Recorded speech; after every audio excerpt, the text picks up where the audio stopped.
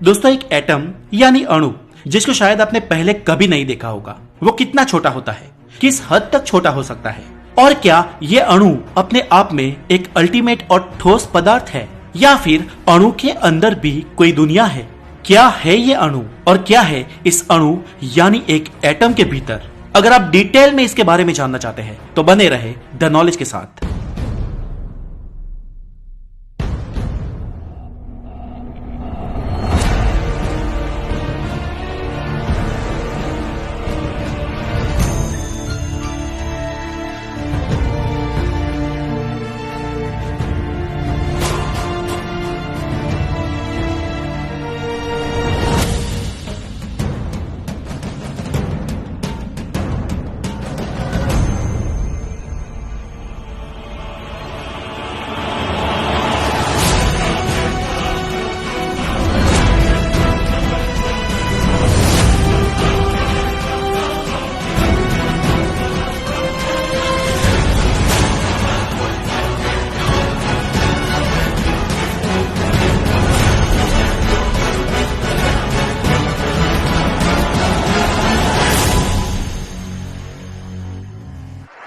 दोस्तों एटम के बारे में तो आपने सुना ही होगा। एटम यूनिवर्स में मौजूद सभी पदार्थों की सबसे छोटी इकाई है और हमारे ब्रह्मांड में जितनी भी चीजें हैं वो एक अणु से ही बनी होती है।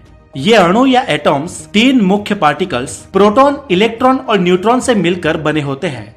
एटम का आकार इतना छोटा होता है कि इसके बारे में कल्पना भी कर पाना बहुत मुश्किल है, इसलिए एटम का एग्जैक्ट आकार समझना थोड़ा कठिन है। लेकिन दूसरी चीजों के साथ इसकी कंपैरिजन करने के बाद आपको बड़ी ही आसानी से यह समझ में आ जाएगा कि एटम आखिर किस हद तक छोटा हो सकता है। तो चले दोस्तों, आज आपको सब एटॉमिक दुनिया में ले जाते हैं और बताते हैं कि एक अणु किस हद तक छोटा हो सकता है। मैं हूं हितेश गिरी गोसाई, आप है द नॉलेज के साथ, और चले जानते हैं परमाणुओं की दुनिया की वो सच्चाई जो शायद आप न जानते हो। एटम का साइज जानने से पूर्व चले एटम के बारे में पहले जान लेते हैं। दोस्तों एटम एक ग्रीक शब्द है जिसका मतलब होता है कि जिसे डिवाइड नहीं किया जा सकता। इस ब्रह्मांड में मौजूद सभी चीजों का निर्माण एटम से हुआ है। आप, मैं, सारे इक्विपमेंट्स, ये पृथ्वी, सूरज, ग्रह, तारे, निहारिकाएं और पूरा का पूरा यूनिवर्स असल में एटम्स का ही समूह है।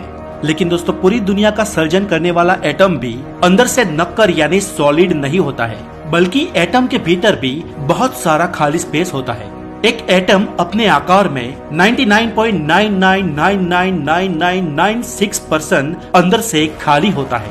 तो चले अब दोस्तों चलते हैं सब एटॉमिक स्केल की उस दुनिया में जहां मैं आज आपका परिचय एक अणु से करवाऊंगा। अगर ऑन एवरेज एक इंसान का वेट 70 किलोग्राम मान ले तो उसमें 7 ऑक्टेलियन एटम्स मौजूद होंगे। दोस्तों ऐसा माना जाता है कि हमारी पृथ्वी पर रेगिस्तान, गांव, शहर, जमीन, पहाड़ और समंदर के पानी के भीतर भी रेत के जितने कण हैं, उतने यूनिवर्स में स्टार्स हैं। लेकिन दोस्तों रेत के महज एक कण के अंदर कितने एटम है, ये बात अगर पूछी जाए तो रेत के एक कण के भीतर एटम की कुल संख्या यूनिवर्स में मौजूद टोटल स्टार या यूं कह लीजिए कि पृथ्वी के रेत के सभी कणों से बहुत बहुत ज्यादा है। और ये रेत के एक कण के भीतर के एटम्स की बात है। दोस्तों आप इस छोटी सी बात से अंदाजा लगा सकते हैं कि एक एटम कितना छोटा हो सकता है। रेत के एक छोटे से कण में 50 क्वांटिलियन एटम्स होते हैं। 50 क्वांटिलियंस यानी कि 50 के पीछे 18 जीरो। दोस्तों थियोरेटिकल कैलकुलेशन के हिसाब से लार्जेस्ट एटम का रेडियस 300 पिकोमीटर है, जो कि 0.6 नैनोमीटर के बराबर है। इसे अगर मीटर में नापे तो होगा 1.0 into 10 to the power -10 metre, यानी कि एक एटम एक मीटर का 10 अरबवां हिस्सा है। इस बात से आप ये सोच सकते हैं दोस्तों कि एक एटम किस हद तक छोटा होता है। लेकिन बात यहाँ पर खत्म नहीं होती। जब वैज्ञानिकों ने एटम की डीप स्टडी की तो उन्होंने पाया कि एटम यानी अणु ब्रह्मांड की सबसे छोटी चीज नहीं है। असल में एटम भी 3 सब एटॉमिक पार्टिकल से मिलकर बना होता है, जिसे इलेक्ट्रॉन, प्रोटॉन्स और न्यूट्रॉन्स कहा जाता है। ये तीनों सब एटॉमिक पार्टिकल्स मिलकर एक एटम बनाते हैं, जिसमें प्रोटॉन और न्यूट्रॉन एटम के न्यूक्लियर यानी कि उसके केंद्र का निर्माण करते हैं और इलेक्ट्रॉन न्यूक्लियर के चारों ओर चक्कर लगाता है। ठीक वैसे ही जैसे पृथ्वी सूरज के आसपास चक्कर लगाती है, जिसमें दोस्तों प्रोटॉन्स और न्यूट्रॉन्स लगभग सेम मास के होते हैं। जिनकी साइज होती है करीब 8.4 इंटू 10⁻⁻15 मीटर। एटम के तीसरे सब एटॉमिक पार्टिकल्स इलेक्ट्रॉन्स की बात करें तो उसका साइज स्वयं एटम से करीब 10 करोड़ गुना ज्यादा छोटा होता है। इलेक्ट्रॉन्स की साइज 1 इंटू 10⁻18 से लेकर 1.2 इंटू 10⁻15 मीटर तक होती है। और इससे भी ज्यादा इंटरेस्टिंग बात यह है दोस्तों कि एटम के भीतर के ये 3 सब एटॉमिक पार्टिकल्स प्रोटॉन, न्यूट्रॉन और इलेक्ट्रॉन ब्रह्मांड के सबसे छोटे पार्टिकल्स नहीं है। वैज्ञानिकों ने जब इन तीनों को 2 हिस्सों में डिवाइड करना चाहा तो ये भी हिस्सों में डिवाइड हुए, यानी इलेक्ट्रॉन, प्रोटॉन और न्यूट्रॉन्स भी कोई और पार्टिकल से मिलकर बने होते हैं जिनका आकार उनसे अरबों गुना ज्यादा छोटा होता है। प्रोटॉन, इलेक्ट्रॉन और न्यूट्रॉन्स जिन फंडामेंटल पार्टिकल से मिलकर बने होते हैं उन्हें कहा जाता है quarks and leptons. Proton 2 up quarks and 1 down quarks से मिलकर बना होता है, जबकि neutron 2 down quarks and 1 up quarks से मिलकर बना होता है, और इलेक्ट्रॉन उसके फंडामेंटल पार्टिकल्स लेप्टॉन से बने होते हैं। दोस्तों, इन फंडामेंटल पार्टिकल्स का साइज अभी कंफर्म नहीं किया गया है, लेकिन इनके साइज के बारे में अनुमान किए गए हैं।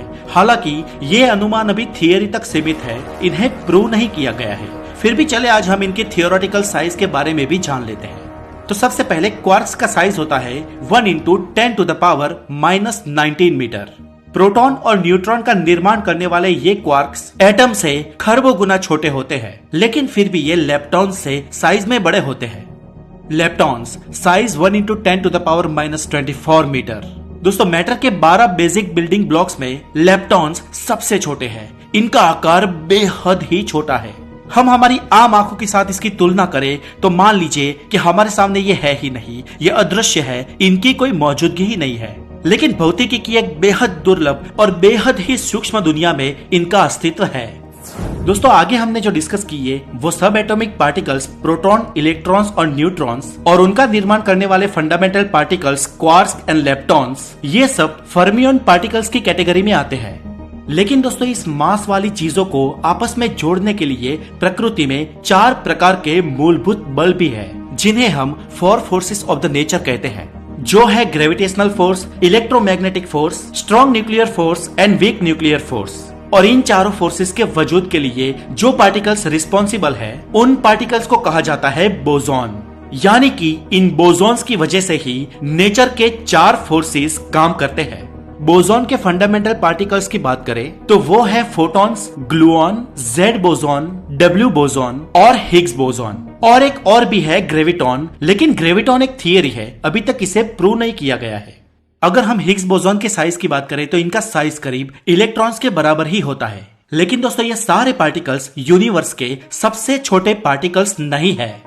जैसा कि दोस्तों मैंने आगे बताया, फंडामेंटल पार्टिकल्स के बाद एक बेहद ही सूक्ष्म दुनिया की शुरुआत होती है, और उस दुनिया में एक बेहद ही छोटी साइज की कल्पना की गई है, जिसे कहते हैं प्लैंक लेंथ। इस प्लैंक पार्टिकल को टाइनी ब्लैक होल भी कहा जाता है, क्योंकि इसकी लंबाई खुद इसके श्वार्ज़चाइल्ड रेडियस के बराबर होती है, और ये प्लैंक लेंथ एक परमाणु से 10,000 खरब गुना छोटी होती है, जिसकी साइज 1.6 इंटू 10⁻⁻35 मीटर होती है। और इसलिए इस पार्टिकल को वैज्ञानिक ब्लैक होल की सिंगुलरिटी से भी जोड़ते हैं। दोस्तों, स्ट्रिंग थियरी के अनुसार एक स्ट्रिंग की लंबाई इस प्लैंक लेंथ से भी छोटी होती है, और इस थियरी के अनुसार ब्रह्मांड की सबसे छोटी चीज होती है स्ट्रिंग। स्ट्रिंग अभी तक एक थियरी में ही कैद है, इसे प्रूव नहीं किया जा सका है, और शायद ये इतनी छोटी है कि इसे हम कभी प्रूव भी ना कर सके। लेकिन ये स्ट्रिंग थियरी हमारे अनसुलझे भौतिकीय के सवालों का जवाब देती है, और ये बेहद ही जटिल विषय ग्रेविटेशन को भी एक्सप्लेन करती है। ये थियरी इतने छोटे स्केल की बात करती है जिसकी हम कल्पना भी नहीं कर सकते। और दोस्तों, सच तो ये है कि हम जिस भी पार्टिकल को भीतर से जानने की कोशिश करते हैं, उसके उतने ही टुकड़े हो जाते हैं। हर पार्टिकल 2 टुकड़े में बंट जाता है। फिजिक्स के कई साइंटिस्ट कहते हैं कि हम स्पेस को जितना बांटे उतनी बार वो बटेगा। स्पेस के प्रत्येक टुकड़े को 2 हिस्सों में बांटा जा सकता है। और दोस्तों, इससे ये बात साबित होती है कि यूनिवर्स बड़े और छोटे दोनों ही लेवल पे इनफाइनाइट है। हमारे लिए ब्रह्मांड की सबसे बड़ी चीज वो है जिसे हमने खोजी है या जिसे हम महसूस कर सकते हैं, और सबसे छोटी चीज भी वही है जिसे हमने अब तक खोजी है या जिसको हम अपनी 5 ज्ञानेंद्रियों द्वारा महसूस कर सकते हैं। लेकिन शायद सच बात तो ये है कि यूनिवर्स बड़े और छोटे दोनों ही लेवल पे अनंत है। तो दोस्तों आज के लिए इतना ही। और क्वांटम फिजिक्स की स्ट्रिंग थियरी के बारे में अगर आप ज्यादा जानना चाहते हैं तो मुझे कमेंट जरूर करें। अगर बहुत सारे कमेंट आते हैं तो जरूर मैं उस पर एक वीडियो बनाऊंगा। और क्वांटम फिजिक्स के ऊपर मैंने बनाए 3 वीडियोस आप आज ही देख सकते हैं, जिसका लिंक नीचे डिस्क्रिप्शन में दिया गया है। और अगर आप नए हैं तो द नॉलेज को जरूर सब्सक्राइब करें। अपना बहुत सारा ध्यान रखें। Have a good day, take care.